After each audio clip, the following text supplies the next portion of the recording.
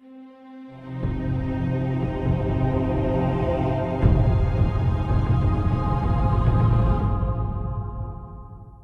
understand we've been infiltrated and taken over by foreign mega banks that use socialism to get the majority of the people on the take, on the dole, so they'll sell out their birthright of freedom for nothing. It's like Cain and Abel, you know. Cain sold out his birthright, half the land, everything. It was a rich family, if you read the Bible, for a bowl of porridge. Came in and he said, I want that bowl of porridge you're sitting there cooking. He said, what do I get? He goes, everything, my birthright. And you know the rest of the story. After they eat the bowl and it's gone, well, they bash our brains out. Wow, this is a first. My son is now in the control room, punching buttons, talking to me over the microphone. He's chomping at the bit, begging every day to get on air. We're very close to one of my progeny being on air, out of the control room.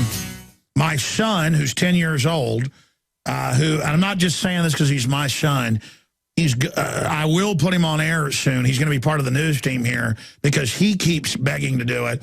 And because I was reading history books and things when I was 10, but I wasn't half as informed as he already is.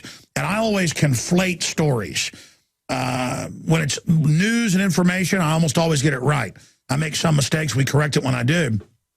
Sometimes I'm thinking about something else, and I say, yeah, they've already shipped General Motors over to China. Now they're shipping Jeep. I tell you, that's what you get bailing out General Motors, where it sounded like I was saying Jeep was General Motors and not Chrysler. I know that it's Chrysler. My dad drives a Jeep Sahara. I'm a fan of Jeep, and I knew that, but I heard the rebroadcast later, and it was wrong. So occasionally, the type of mistakes I make are blaring. And I was conflating the story of Cain and Abel, where one brother killed the other. And my son was smart enough. He wasn't on the on-air mic, though, was he? He was on the conference mic where you guys talk to me. He was on the conference mic, correct? Thumbs up? Yeah, he comes in and pops in my ear and says, Dad, you're wrong about Cain and Abel. And I'm like, ho, hold your horses. So I walk out. He tells me how I'm wrong during the break. We pull it up on the online Bible resources, and he's correct. Been a long time since I was in Sunday school. It's Jacob and Esau. So, son, I'm not going to say your name yet. I'm not ready to destroy your innocence yet and throw you into the shark pit. But we're, you know, no guts, no glory. Fortune favors the bold, and our fortune is liberty that we're looking for. So you want in the shark tank. I was going to put him in the shark tank a few months ago here on the air because he really wants to do it. And my wife is like, no, not yet. But I think she's ready to pull the trigger. So Mama has got to pull the trigger. So don't say your name. Let's put him on air. He can correct me. This guy has written, this is no exaggeration, started reading children's Bibles when he was 5. He now reads adult King James versions, and because he loves it. It's a great history book, and he reads many other history books. But here I'm bragging on my son, and then I'll get into the news and your calls.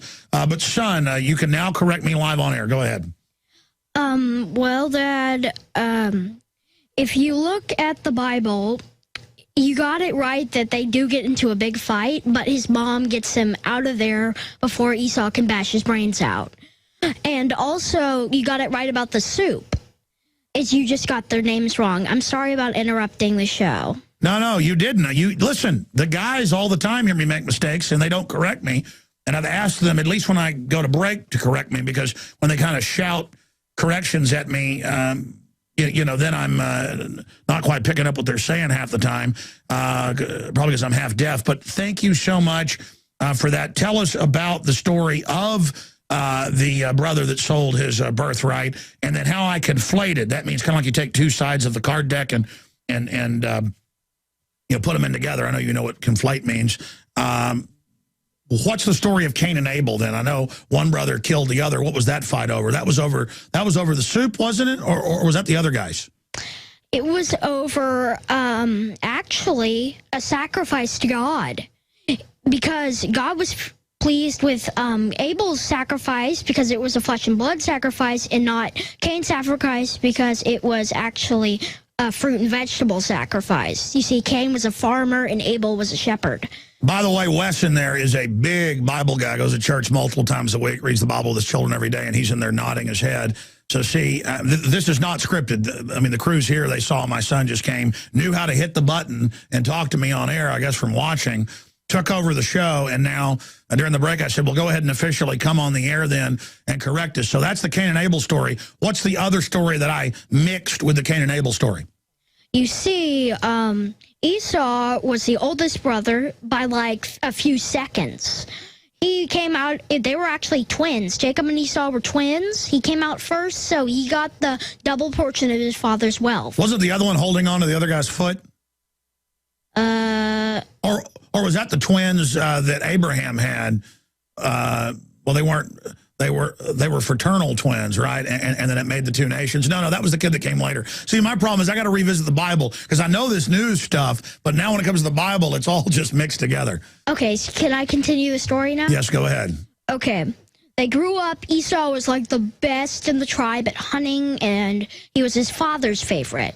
But Jacob was his mother's favorite. He was so quiet. He would stir the soup. He would cook. No, keep going.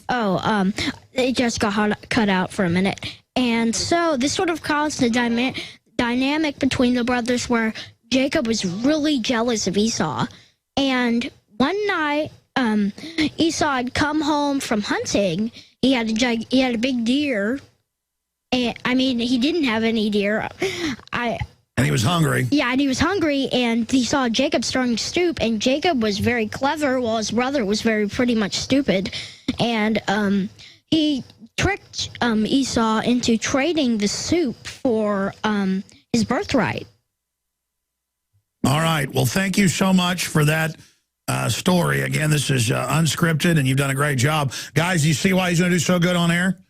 I mean, first time, boom, correcting Alex Jones on air. And but hey, with great power comes great responsibility. Remember that. I love you. That's anything else you'd like to add? I'll listen to Badandi out there. Go ahead. Oh, just thank you for letting me be on the air for the first time. I really hope it turns out to be a good thing for me. And I'm nervous. All right, I love you, son. Oh man, I'm nervous too. Bye. Bye, I love you. Okay, no more jumping on the microphone. Oh, man. Okay, there you go. So he corrected me. I was conflating those two stories.